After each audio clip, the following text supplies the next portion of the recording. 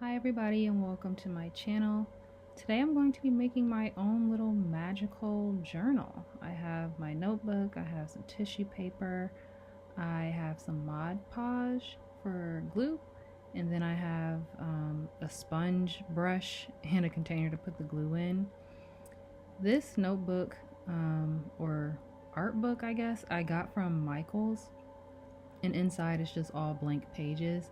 I have been wanting to make a magic journal slash grimoire slash book of anything, honestly, to start documenting my magical and spiritual journey.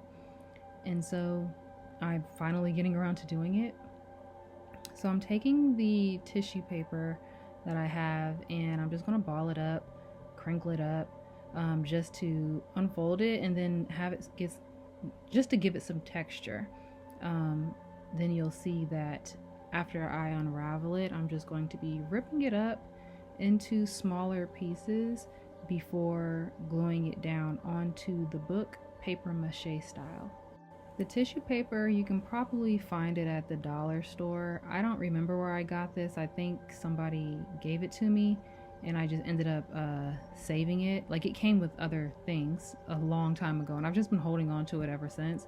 So now I'm finally getting around to using it. But yeah, I have my little pieces. And with this sponge brush, this was actually my first time using the sponge brush, and I should have wetted it because it did start soaking up the glue, which allowed the brush to harden pretty fast after I was done doing this. And so after this project, I really wasn't even able to use this sponge brush again because it has soaked up all the glue and turned rock hard. But this is just me covering the front of the book in Mod Podge, and then I'm going to lay down the tissue paper in whatever way I see fit.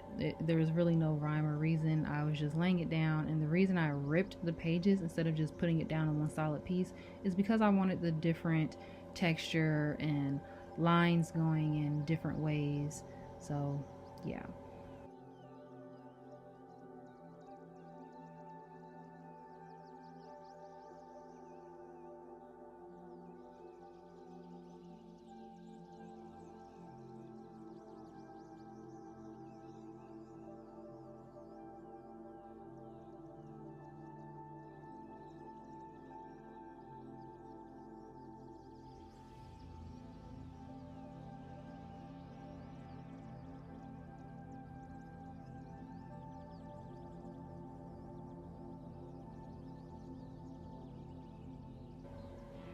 After I'm done laying down the paper, I take the rest of my glue and I do another layer on top of the tissue paper.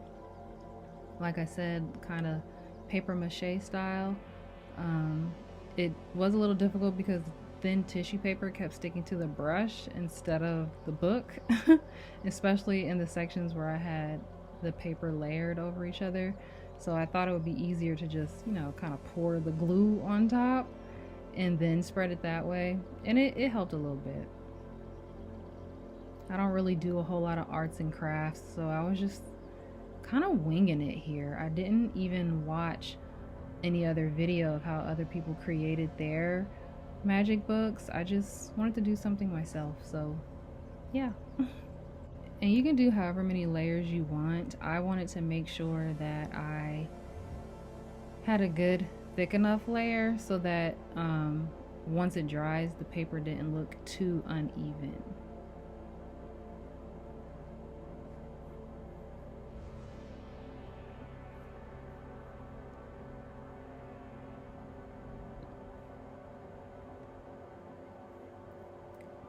And then after I was done doing all of that, I did the other side as well, and then I allowed it to dry overnight. So this is how I let it dry. I put it on 2 mason jars so it can stand upright, so I could, let both sides air out. I did end up folding like some of the longer pieces of the paper inside the booklet But this is how it looks when it dries. It looks kind of ugly and uneven now, but it'll be fine. You just gotta keep watching. So this is like a foam sheet, foam pad or whatever that I also got at Michael's. And right now I'm just measuring the size of the piece that I want, because I am going to cut out pieces and make a border, kind of like a frame, and then glue that down as well.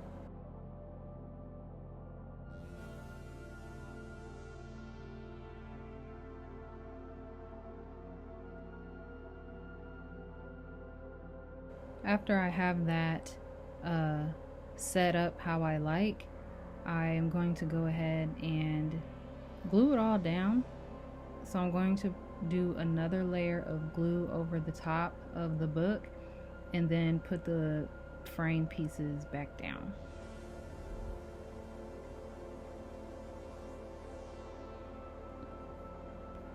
And then after those are set down, I do some more glue. I used a lot of Mod Podge, that's hard to say, Mod Podge for this crafting activity, but it still turns out really well in the end.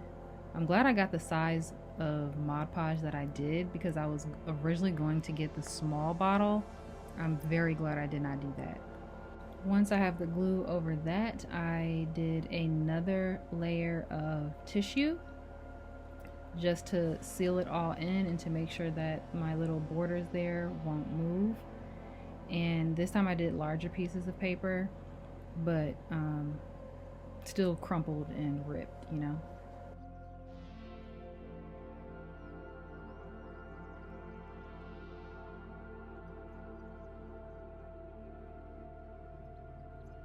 And then when I was done with that, I set it to the side and I allowed it to dry overnight again.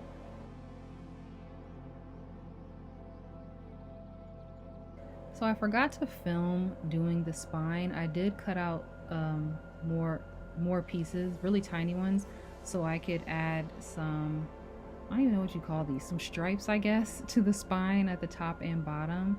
And I decided to paint the book purple, since purple is my favorite color.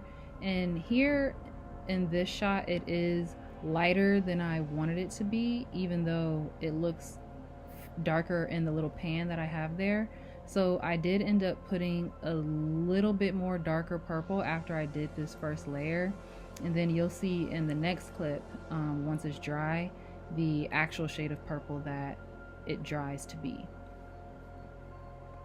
I was going for a more royal purple, if you will. I didn't want it bright.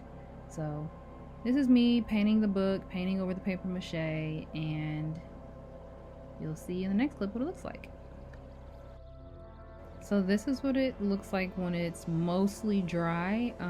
I am now taking gold paint. It's a little bit shimmery, but shimmery gold paint, and I am painting those little, what do you call those, stripes, wedges that I put on the spine. And I'm also going to paint the border on the front of the book as well, so that the frame stands out. And it is still raised, and that's the texture difference, height difference that I wanted for the border and for the stripes on the spine.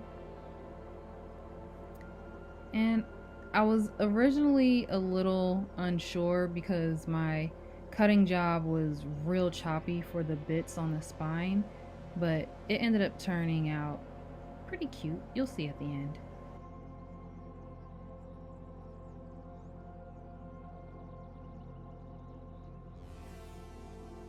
So once that is dry, this is what it looks like. I also did some streaks of gold across the purple, so you can see that there. I used a dry bristle brush, dipped it in the gold, and just kind of scratched it across the dry purple paint, and I like how it looked. And you can see the spine there.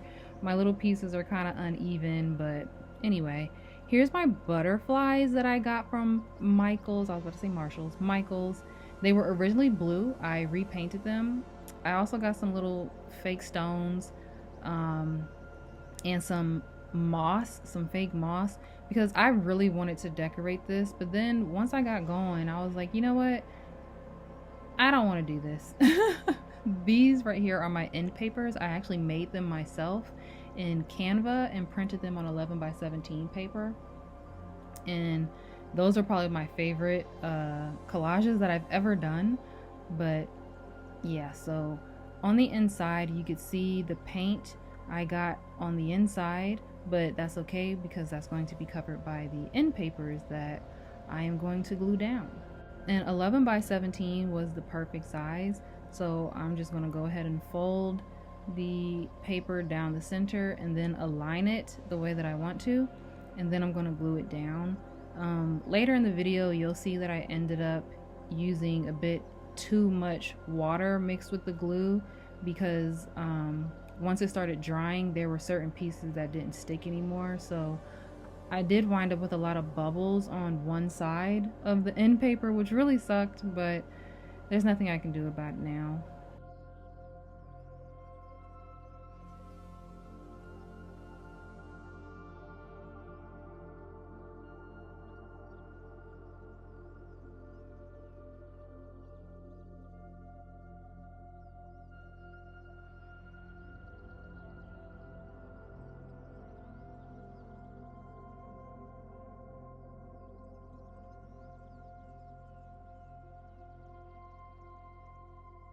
So I'm just going to press that down a bit to make sure it's all sticking, and then I'm going to do the other end paper, but no need to film that. You'll see when it's all complete.